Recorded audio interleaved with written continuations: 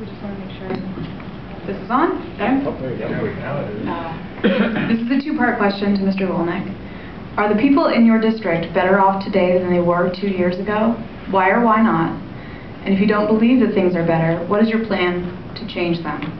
Thank you very much for the question, Marissa. And thank you for everyone who's turned out here tonight. Thank you very much to the Neshoba Valley Chamber of Commerce, the Lowell Sun, and thank you to Representative Tsongas for taking time to come here tonight to have this discussion that, as the doctor mentioned, That is very microphone's important. not on. Can you hear me? Yeah. How's that? Can you hear me now? Yes, Sorry. thank you.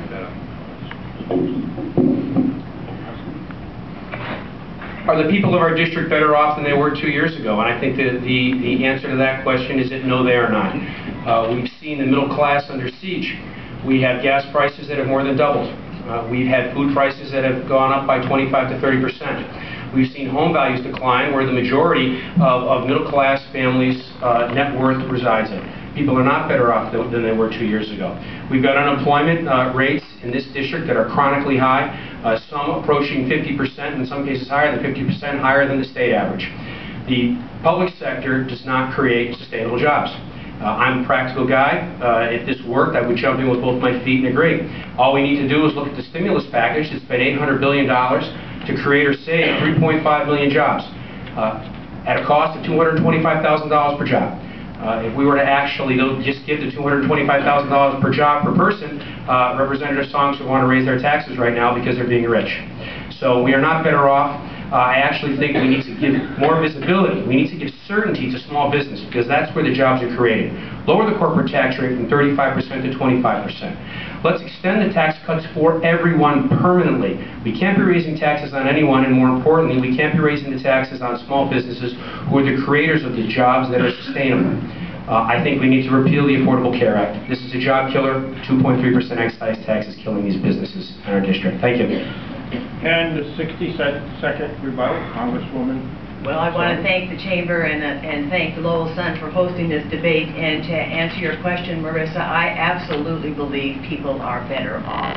Let's look where they were in the last in the last month of the Bush administration. We were losing 800,000 jobs.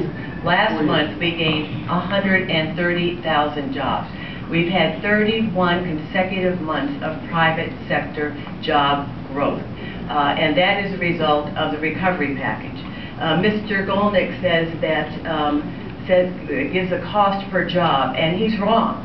He's wrong. 1/3 of the stimulus was a tax cut, one of the largest tax cuts in the history of this country that went into the hands of the middle class. Another third of it was money that went back to the states to absorb the free fall that their budgets were experiencing. So are we better off? Absolutely, with an unemployment number of 7.8%. We are on a path. But is there more to do? You bet there's more to do. And as we've in the last 2 years not had a single comprehensive jobs bill come to the floor, I focused on my district. 30 seconds, Mr. Golnik. I completely disagree with that, Representative Tsongas. I think it's great that the unemployment rate has dropped to 7.8%, but let's look behind these numbers. We're continuing to see this unemployment rate fall because people are dropping out of the workforce. In a country that's constantly growing with legal immigration and young people entering the workforce, we would expect people participating in the workforce to be increasing. It has not increased. In fact, if you were to take the same number of people that were working 4 years ago and calculate the unemployment rate today with that same number of people, our unemployment rate would be at 10.7%. And if you include the people, the U6 number of people who have dropped out of the workplace because they're frustrated, it will be 15%. People are not better off than they were.